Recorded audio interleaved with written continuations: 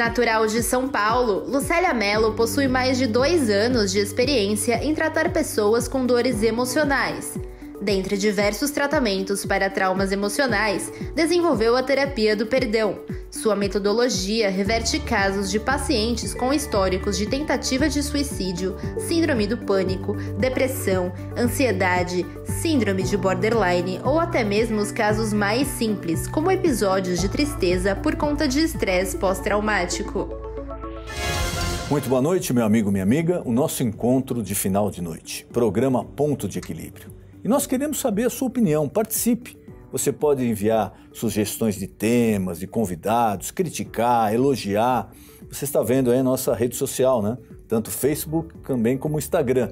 Você pode mandar a sua mensagem e nós vamos ler, vamos responder e vamos levar em conta aquele tema que interessa a você. Afinal de contas, o programa é sempre feito pensando em você. E nessa noite é com imenso prazer que recebemos Lucélia Mello. Ela é terapeuta e vamos falar um pouquinho sobre traumas de infância. Lucélia, obrigado por ter aceito o convite, é um prazer recebê-la aqui. Obrigada a você, Denis, é um prazer estar aqui contribuindo com o seu programa. Nós conversávamos um pouquinho, né, de trauma de infância, às vezes até o pessoal faz piadinha com isso, isso daí é um trauma de infância que você teve, por isso você age dessa forma, etc. Mas são coisas importantes que marcam, né, não só na infância, mas parece que acompanha também na adolescência e até depois, né? Após a adolescência, na vida do cidadão. Isso. É bem importante, Denis, a gente trazer a informação para o seu telespectador da importância de a gente entender o que é um trauma, né?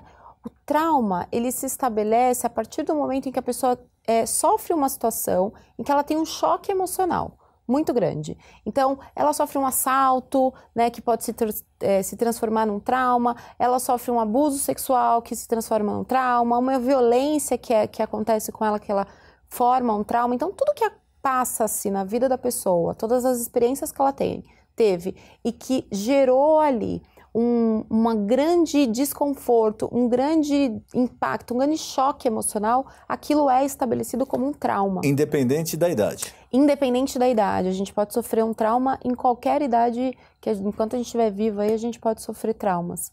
Porque a gente não está livre de sofrer essas dores, esses choques, esses impactos emocionais. Às vezes num acidente de trânsito, né? Então, tudo depende do quanto a pessoa está bem emocionalmente para lidar com o que acontece de externo com ela. E a criança, quando a gente fala de criança, de traumas da infância, a criança ela está ali na sua pureza, né? Ela não tem o ego dela não está formado, ela não tem uma visão do que é bom ou ruim para ela. O que é importante, a referência são os pais. E muitas vezes os pais têm muitos traumas, muitas dores emocionais e acabam projetando isso nas crianças. E ela é muito permeável, a criança. Muito, né? O pai e a mãe são como se fossem deuses para a criança, né? Então a criança ela tende a seguir esse caminho de se espelhar nos pais e de realmente querer ser igual a eles. Né? Então, as pessoas acabam, às vezes, quando a gente é criança, falam, quando eu crescer, eu quero ser igual ao meu pai, quero ser igual à minha mãe. Então, eles têm a criança, ela tem essa referência, os pais como uma referência muito grande. E se os pais têm dores emocionais e acabam usando muitas vezes de violência não só física, mas verbal. Que machuca demais também. Machuca muito. Às vezes a pessoa fala, não, mas eu não posso nem falar. Não, mas é a forma como a pessoa fala, né? Ela está ferindo outra pessoa. Exatamente, porque muitas vezes, na verdade, é o que eu costumo sempre dizer, né? Pessoas feridas ferem pessoas. Então, se você está ferido, uma pessoa ferida, ela tende a querer ferir o outro para que o outro entenda o que ela está sentindo. E muitas vezes os pais, eles acabam tendo muitas dores emocionais e acabam, infelizmente, projetando isso nas crianças. E aí acabam gerando alguns traumas que geram problemas, sim, no futuro, quando essa pessoa se tornar adolescente, adulta, né, até um pouco mais para frente, vão criando alguns tipos de crenças, alguns tipos de visão de mundo que não é legal. E aí é onde acontece a manifestação da pessoa, então ela acaba tendo relacionamentos não legais, né, uma vida financeira não bacana, ela acaba não achando que ela é merecedora de receber afeto do mundo, ela não sabe se proporcionar afeto. Então geram-se vários tipos de problemas e situações na vida dessa pessoa quando ela se torna adulto ou adulta por conta de tudo que aconteceu com ela na infância. Quais os mais comuns? Os traumas mais comuns? Abuso sexual. Acontece esse é terrível, muito. Isso é uma coisa... E, infelizmente, isso acontece com muitas pessoas da família. Eu atendo muitas pessoas com depressão, que já tentaram suicídio, e 98% eu posso dizer assim que teve algum tipo de abuso sexual na infância, ou do próprio pai, ou de um tio próximo, ou de um vô. Isso é alarmante, né? Porque eu li recentemente estatísticas até da própria polícia. Se eu não me engano, 70% ou 80% dos casos de abuso sexual acontecem dentro de casa, ou com os pais, ou parentes muito próximos, tios, primos. Exatamente. E isso é uma coisa que, tanto para o menino quanto para a menina, a gente não está falando nem só da mulher, mas acontece muito com homens também, de meninos serem abusados sexualmente por outros homens na infância. E a gente tem um caso que aconteceu, se eu não me engano, foi nos Estados Unidos, de uma menina que ela tinha 6 anos, mais ou menos, e ela era extremamente sexualizada, mas de uma maneira extremamente vulgar. Com 6 anos de idade. Com 6 anos de idade. Quer dizer, uma criança. Uma criança. O ego dela nem terminou de ser formado ainda, e colocou-se ela, suspeitava que ela ela tinha alguns sintomas até que parecia de sociopatia, de psicopatia, e levaram ela para fazer um acompanhamento com uma terapeuta, com um psiquiatra específico, e na conversa com a criança, ela achou-se uma memória de quando ela foi abusada quando ela tinha 1 ano de idade. 1 ano? 1 ano de Meu idade. Deus. E isso estimulou a sexualidade dela precoce, e fez com que ela tivesse comportamentos extremamente exacerbados em relação a isso. Por pessoas próximas?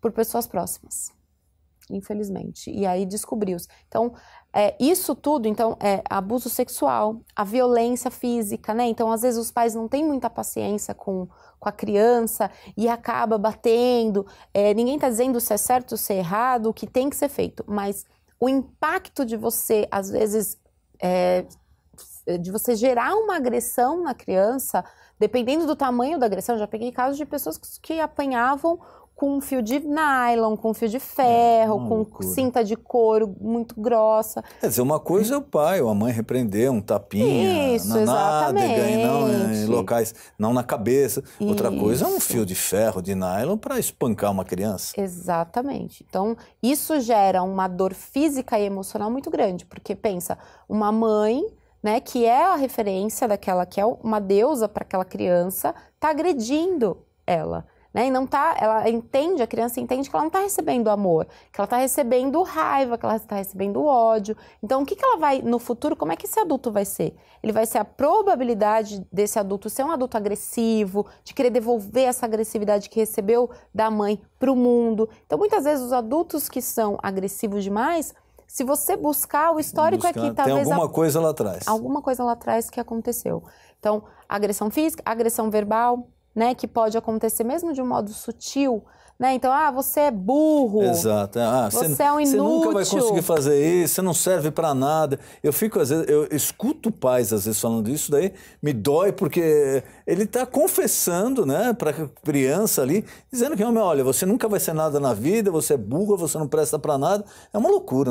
Como um pai pode falar isso, uma mãe? É como se ele estivesse decretando aquilo para a criança, porque a criança, ela não entende, né, que aquilo que está sendo dito é talvez só uma maneira de se expor do pai ou da mãe. A criança entende que aquilo é uma realidade, porque o pai e a mãe, para ela, são os deuses da vida dela. Então, se a mãe tá falando que ele é burro, quem é que vai achar? Que em tese é a pessoa que mais gosta dela no mundo. Exatamente. Você tá falando isso, quer dizer, que o mundo vai falar para mim, então? Que eu sou a pior coisa do mundo. E a gente escuta isso, o gritar, né, com a criança, isso assusta muito, isso gera, quando você grita com a criança, né, até a gente quando tá adulto, quando alguém, às vezes você tá distraído, alguém grita com você, você toma um susto, aquilo pode se tornar um trauma para você, dependendo do contexto, mas a criança é muito sensível. Então, qualquer coisa que você fizer muito fora, que tire ela muito fora do equilíbrio dela, aquilo pode sim gerar um trauma muito grande para ela e ela se torna um adulto que ela acha que ela é burra, Exato. que a pessoa acha que ela não é capaz, que ela não consegue tudo que ela gostaria, porque assim, tem dois fatores também. Ela já aceita a derrota, né? Ela fala, aceita a acabou, derrota. não sirvo pra nada. Exatamente. E pode acontecer também, Denis, de acontecer ao contrário. Então, vamos supor, o pai fala a vida inteira, você é burro, você não vai ser nada, você não vai ser ninguém. E aí a criança, ela vai com aquela, não, eu vou provar pra ele que eu sou capaz de conseguir conquistar coisas na minha vida. Só que acontece, a pessoa até consegue conquistar, mas pelos motivos errados. Eu sempre gosto de dizer que muitas vezes a gente faz as coisas certas pelos motivos errados. Então, às vezes é aquela pessoa que ganha muito dinheiro, né, que tem uma posição social muito bacana financeiramente, mas quando você vai ver, a pessoa se mata, mesmo tendo tudo. E ninguém entende, né? Porque E ninguém fala, olha, entende. rico, uma casa maravilhosa, empresário, bem-sucedido, uma pessoa de alto nível social. Como é que abriu a janela e se matou? Se atirou da janela? Exatamente. Por quê? Porque essa pessoa conquistou as coisas certas pelo motivo errado. Então, ela não tratou dos traumas internos dela para que ela pudesse, não, eu vou conquistar através do amor, através do bem, não para provar para minha mãe e para o meu pai que eu sou capaz, não por pela birra, raiva. Né? Falou, pela agora raiva, que eu vou, né? Exatamente. Então, é muito comum eu encontrar essas duas dualidades, né? Pessoas ou que acreditam no que os pais falam, ou que usam isso como impulso para conseguir o que quer e realmente elas conseguem, só que emocionalmente elas não estão bem estruturadas. A base de tudo é você ter um bom emocional estruturado para tudo que é aquilo que você conquistar, aquilo que você for buscar, colocar como objetivo na sua vida, ser pelos motivos certos. E aí quando você conquista as coisas, você fala assim, nossa, que bacana, tô feliz de estar aqui, né? Isso foi uma conquista minha. Não porque, ai, tá vendo, consegui, né? Pra mostrar pra todo mundo. Eu quero ver a cara dele agora, aí, né? Tô aqui. Exatamente. Então, acontece muito isso. Quando os pais, eu gosto sempre, eu falo que eu não trato crianças, porque eu tenho a percepção de que não adianta eu tratar a criança e o pai e a mãe não tá equilibrado, porque é o pai e a mãe que equilibra a criança. O convívio da criança. Então, eu sempre gosto de tratar, eu trabalho com um público maior de 18 anos, justamente para ajudar esses pais que hoje têm esse monte de dor emocional a criar uma nova geração, né? Porque todos nós somos responsáveis pela nova geração que está chegando. Então, a partir do momento que eu trato os pais e os pais têm uma clareza de que, olha, se eu me tratar melhor, automaticamente eu vou tratar todos ao meu redor, automaticamente ele vai dar uma educação diferenciada para o seu filho, que é o futuro da nossa nação, da humanidade, né? Então, é criar pessoas melhores dentro de um mundo melhor. Então, não adianta nada cuidar só da criança. Quem tem que cuidar da criança são os pais. Então, eu queria voltar um pouquinho, é um assunto, lógico, ele é desagradável, mas ele é importante a gente se debater. Muitas pessoas, às vezes, nos procuram, até na igreja, etc., e acabam contando de abusos, né, sexuais que tiveram em idades assim, 7, 8, 10, 12 anos, e já pessoas com 20, 30 anos nos contam, e a gente nota que a pessoa ainda ela tem essa cicatriz aberta, né? Sim. Qual é o melhor caminho para a pessoa? Quando ela de repente nota que aquilo aconteceu, ela já é um adulto, ou um homem, uma mulher, um rapaz, ou uma moça lá com seus 22, 23, 25 anos, foi abusada sexualmente lá atrás e nota que aquilo, ela está carregando aquilo. Qual é o primeiro passo que ela tem que dar? Porque uma hora ela vai ter que resolver isso daí. Como é que ela começa?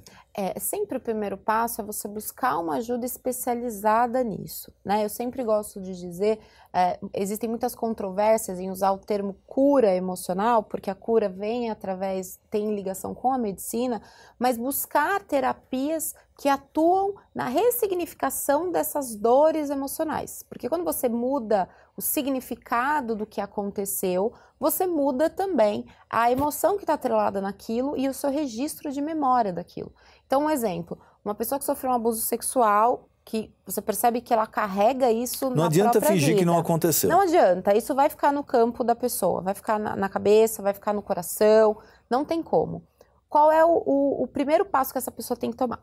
Ir atrás de um terapeuta que cuide exatamente disso, para que ele ressignifique isso dentro da pessoa, emocionalmente. Nós, seres humanos, somos os únicos animais, se assim pudermos dizer, que damos significados a acontecimentos. Então, algo me acontece e eu dou um significado emocional de bom ou ruim. Porque um trauma faz com que a gente perca uma partezinha nossa lá atrás no passado. Então, uma pessoa que tem 30 traumas, ela tem 30 partes dela, da identidade dela, perdidas lá atrás. Como se fosse um quebra-cabeça faltando algumas peças. Então, por isso que a pessoa no momento presente fica depressiva. Essa é a minha próxima pergunta. O que isso reflete no dia a dia da pessoa? Quando ela não trata, ela finge que não existe. Ela vai chegar um momento que ela vai ficar... O primeiro passo é a ansiedade. Ela vai desenvolver um processo de ansiedade que ela não vai conseguir dormir, que ela vai achar que tudo tá dando errado na vida dela. E aí, o segundo passo é você entrar num processo depressivo e, dependendo da situação, até pânico. Então, esses transtornos mentais que existem, todos eles são ocasionados por traumas do passado. Porque a pessoa ela não tá inteira no presente. Ela tá no presente, o corpo, mas a cabeça dela não tá no aqui e no agora. A cabeça dela, as dores que ela carrega vão crescendo, né? Então, você sofre um trauma, é pequenininho, 2, 3, 4, 5... Aquilo vira um peso dentro da pessoa. Então, chega uma hora que são tantos traumas que a pessoa ela não sabe nem o porquê que ela entrou na depressão. Se você perguntar, muitas pessoas que a gente vê, que relatam, né? Às vezes artistas, todos que levam isso pra mídia... Falam, gente, estava tudo ótimo, tudo perfeito na minha vida e de repente se instalou um processo depressivo. Mas é que já vinha se formando há muito tempo. Já vinha se formando há muito tempo e a pessoa não deu atenção para aquilo. É correto dizer que a ansiedade é o primeiro degrau da depressão? Na verdade não existe um início, meio e fim, né? Não existe muito essa coisa do caminho feito. É que normalmente, até falando até do meu processo, porque eu também já tive depressão, já tive ansiedade e eu só trabalho com isso hoje porque foi isso que realmente me curou e me tirou desse estado depressivo. Mas o meu processo diz que a primeira coisa que foi instalada foi um processo de ansiedade, foi um processo de tristeza profunda. Então, a ansiedade é uma tristeza muito profunda que não acabava. Qualquer coisinha, eu era muito frágil emocionalmente. Qualquer coisinha que acontecia, eu já chorava, já sofria. Qualquer probleminha vira um problemão insolúvel. Isso, exatamente. E aí, a pessoa se perde. Aí isso vai fazendo com que eu olhe para o meu futuro e fale, não vai dar certo, eu não vou conseguir. Também tive traumas de infância que me ajudaram nisso, né, óbvio. E aí esse processo a ansiedade, na verdade, é como se fosse uma inquietação, é como se o seu sistema emocional estivesse te dando um alerta, ó, tá acontecendo alguma coisa e você precisa dar conta disso, resolver isso. Como se fosse uma descarga de adrenalina fora do que o nosso corpo está acostumado. Então ele fica com aquela descarga de adrenalina durante muito tempo e vai desgastando o emocional, vai desgastando o corpo. As células começam a ficar mais aceleradas do que o normal, corrente sanguínea, conexões neurais começam a ficar aceleradas e a pessoa fica com aquela inquietação. Então, não existe um processo de início, meio e fim da depressão, né? Pode ser que às vezes a pessoa entra no estado de tristeza profunda e já entra na depressão, não passa pelo processo de ansiedade. Mas são coisas que estão interligadas e que podem acontecer todas ao mesmo tempo. Pânico, ansiedade, síndrome de borderline, o pânico. Então, tudo isso... Essa síndrome, o que seria? A síndrome de borderline é uma síndrome onde a pessoa é frágil emocionalmente, uma pessoa muito frágil emocionalmente, que não interpretou, pelo menos dentro do que ela entende como mundo, que ela não recebeu afeto da família, né, na primeira infância. Então, ela não sabe como se proporcionar afeto e ela acha, a dor que ela sente é muito grande. Então, é como se ela tivesse uma criança ferida dentro dela. Então, são essas pessoas que são muito frágeis emocionalmente. Eu não fui diagnosticada com síndrome de borderline na época que eu estava no estado depressivo, mas hoje, enquanto profissional, entendendo um pouco mais, eu percebo que eu tinha um traço. Os psiquiatras falam que existe um traço, quando a gente não tem o diagnóstico concreto, é um traço. Então, um traço borderline, um traço de depressão, um traço de psicopatia, é um traço, porque não tem o diagnóstico. Mas a borderline é uma pessoa ela é muito amorosa, ela é muito carinhosa, mas se ela percebe que ela vai ser abandonada, ela já vira um monstro. Então ela já é aquela pessoa que quebra as coisas, que não aceita, que é extremamente ciumenta. E às vezes ela está só imaginando, isso nem aconteceu. Nem aconteceu, mas só dela pensar, como na cabeça dela, os pais abandonaram, não deram afeto no passado, vem um relacionamento, ela projeta nesse relacionamento que pode vai acontecer a mesma coisa. Que vai acontecer a mesma coisa, e pode ser até de amizade. Então, aquelas amigas e amigos muito ciumentos, tem que ficar grudado o tempo todo, e se não fizer comigo, por que saiu com a amiga, né? E não aquele saiu comigo. Exagerado. Aquele ciúme exagerado é um traço border, né? Então, e muitas vezes esse termo, por exemplo, quase nem é dito nos lugares, né? As pessoas normalmente elas nem conhecem o que é borderline. Então é importante a gente falar. Então tudo isso pode acontecer. Então eu acredito que no meu quadro, lá atrás, há 7 anos atrás, eu tinha esse traço border que vinha tive crise de pânico, ansiedade em excesso, depressão profunda e aí tudo misturado. Como se caracteriza a crise do pânico? Porque muita gente fala, mas assim, na prática, como ela ocorre? Na prática, o pânico, né, o próprio nome diz, é um medo. Só que na crise é um medo que não existe nada, não existe nenhuma ameaça real acontecendo e de repente o sistema emocional da pessoa começa a produzir uma química do medo. Então, alguma coisa, por exemplo, algum estímulo que ela teve, então vamos por lá no passado, essa pessoa apanhou muito do pai. Um exemplo. Ela nem lembra mais daquilo porque isso foi com 2 anos de idade só. Uma vez apanhou muito do pai e ela ficou com muito medo. Quando ela cresce, o que acontece? O sistema dela aquilo tá guardadinho lá dentro dela. Ela vê uma vez uma criança apanhando do pai. Aquilo já dá um negócio nela. 2, 3, 4. Vai chegar em algum momento que ela não vai perceber o porquê. Ela tá sentada em casa assistindo televisão e ela vê uma cena de um comercial falando, uma notícia no noticiário. E aquela memória lá atrás, que nem ela sabe que existe, vem à tona. E aí o pânico vem, a pessoa fala assim, começa a ter um medo, que parece que ela vai morrer, parece que vai acontecer alguma coisa muito grave, ela tá dentro de casa, tá segura, tá tudo bem, mas é um pânico interno, é um medo, é um start de medo, como se alguma coisa muito ruim estivesse acontecendo, mas na verdade não tá acontecendo nada real. É um medo ilusório, é um medo da mente, é um medo por conta do histórico dela que ela teve no passado. Na realidade, existem mais casos hoje de traumas, de pânico, de depressão, de ansiedade, ou esses casos sempre existiram, é que agora está se estudando mais, até pela tecnologia, pela vida nas grandes cidades está aparecendo mais? Eu acho que é um conjunto de coisas. Eu acho que do mesmo jeito que a gente vem evoluindo, se a gente pegar uma criança que nasce hoje, né, que hoje tem 2 anos de idade e comparar a nossa infância, a gente com 2 anos de idade, a gente já percebe que a criança de 2 anos de idade hoje ela é muito à frente do que uma criança de 2 anos de idade. O adolescente nem se fala, então. Nem o adolescente se fala. Exatamente. Então a gente já vem evoluindo, o ser humano já vem evoluindo. Então eu acredito que lá atrás isso não era falado, isso a gente não conhecia mesmo de fato, né? Os estudos não mostravam isso, né? Lá atrás, Freud, Jung, que começaram a investigar um pouco mais isso, entender como essas coisas funcionavam. Então, isso tudo foi vindo à tona. Eu acredito que com a evolução também trouxe esse borbulhar, né? Hoje a gente tem uma comunicação que é tudo muito rápido, né? Então acontece uma coisa que agora, se você postar agora lá no Japão, já tá todo mundo sabendo. Então, a tecnologia e a comunicação melhorou muito essa questão, mas eu também acho que piorou também por um outro lado, porque o nosso cérebro ele trabalha muito à base de comparação.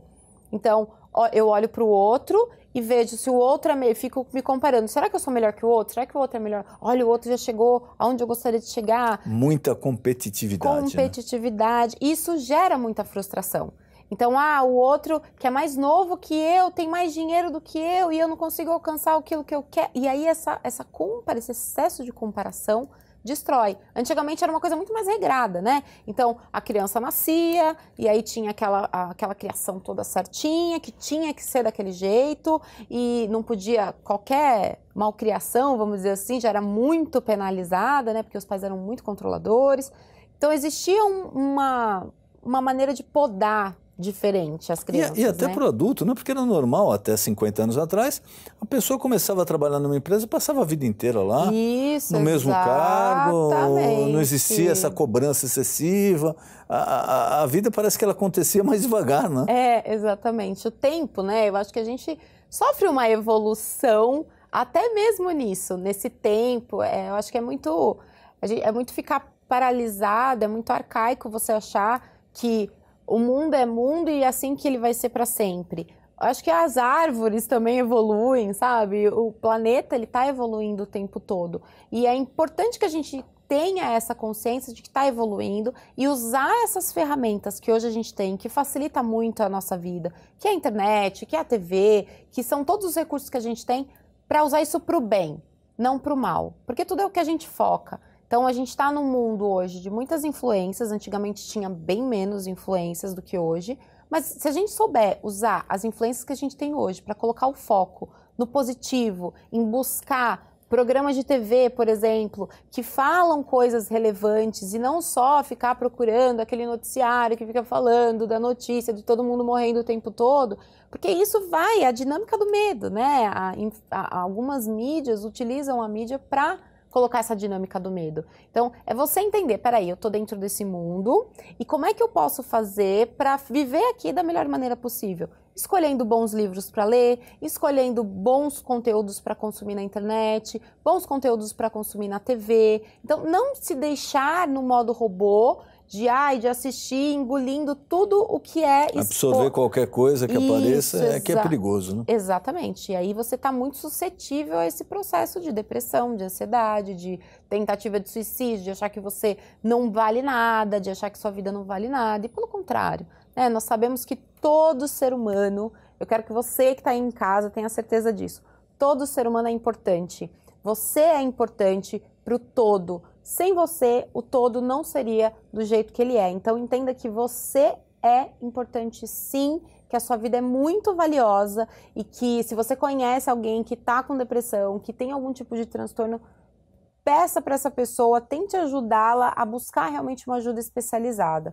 Todos nós precisamos uns dos outros, não é mesmo, Denis? É verdade. E a vida é um dom maravilhoso que Deus nos deu. Nós temos que cuidar dela, que é um presente de Deus.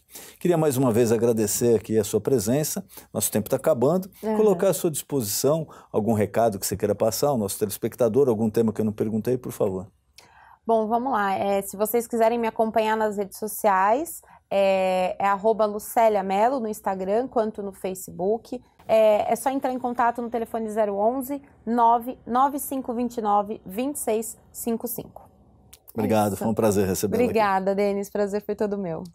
E se você quer assistir novamente a esse programa, perdeu um pedaço de outro programa, ou quer assistir a um programa que você ainda não assistiu, basta você acessar esse canal, que é o canal do YouTube do nosso programa. Lá você encontra todos os programas já veiculados e ele é atualizado semanalmente.